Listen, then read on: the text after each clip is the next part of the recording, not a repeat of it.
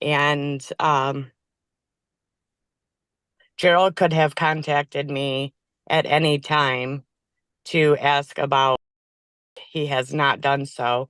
He has messaged me regarding other things, but not any concern for Blake.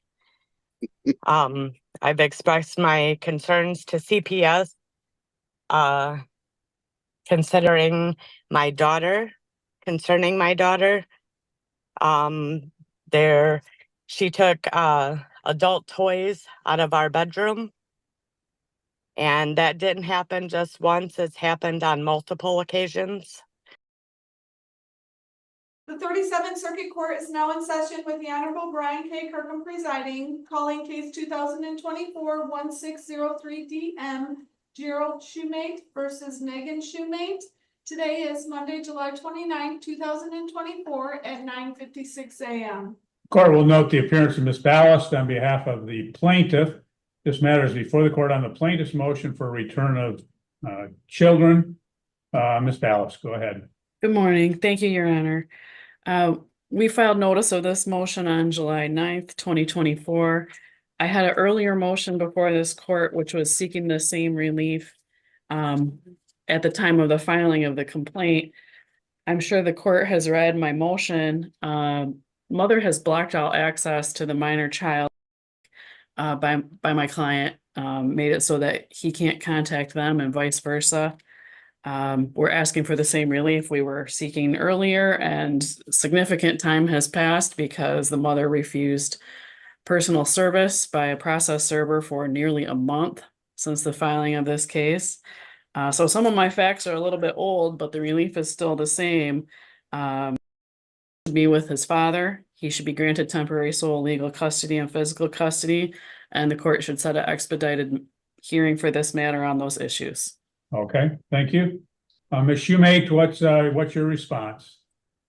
Your Honor, both of my children have lived with me from birth since until Gerald moved to Quincy in April. And Gerald could have contacted me at any time to ask about. Has not done so. He has messaged me regarding other things, but not any concern for. I've expressed my concerns to CPS, considering my daughter, concerning my daughter. She took adult toys out of our bedroom, and that didn't happen just once. It's happened on multiple occasions. When I talked to my daughter, there was no support from Gerald or any concerns regarding the fact that she had adult toys in her room. From then on, she started anywhere that Gerald went besides work. She was with him. He would go into her room without knocking as she was changing her clothes. There was rumors going around at school. And I talked with Gerald about those rumors, and he was not concerned with them at all. He just kind of blew those concerns off. I had a friend named Shayna over that was visiting. She witnessed rubbing her feet on her father's legs, in between his legs, up her chest, and in her stomach, and on his stomach. And the only time that he said anything to her was when she put her feet in his face, and she kept moving closer down so that she could rub on him more. Shayna got my attention to this, and I witnessed it. When I stood up, I asked him why he was letting her do this and that he should not be letting her do that. Okay. Ms. Shoemate, you had made a referral to CPS, but they did not investigate. Is that correct? Correct. Okay. Well, they said they investigated, but there was not a true investigation on any. They did not substantiate anything, is it? Correct. Okay. Correct. Anything else that you'd like to tell me? I have tried to make contact with my daughter. Anytime that I contact her, she tells me that she doesn't want anything to do with me.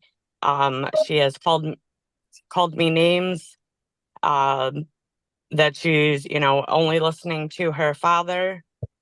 That Gerald's girlfriend is going to be her new mother.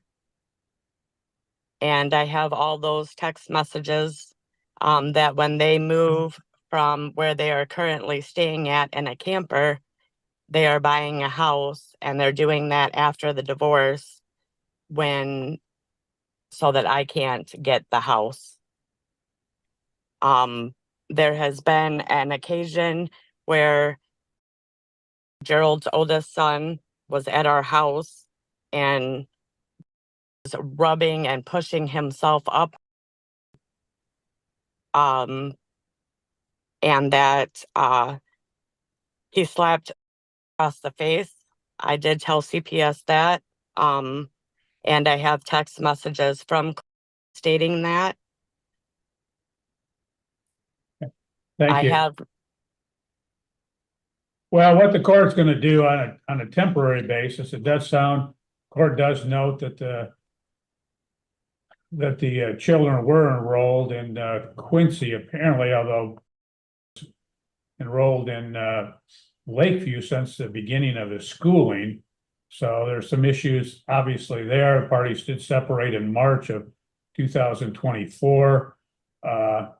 What I'm going to do, it does appear based upon the pleadings and what's been filed in this matter, that the status quo was with the children in the plaintiff's care. The court is going to maintain the status quo. The court will grant the motion, place the children in the plaintiff's custody at this time on a temporary basis. Court will order support, and the defendant will have to pay support consistent with the child support formula and guidelines, and defendant will have standard parenting time.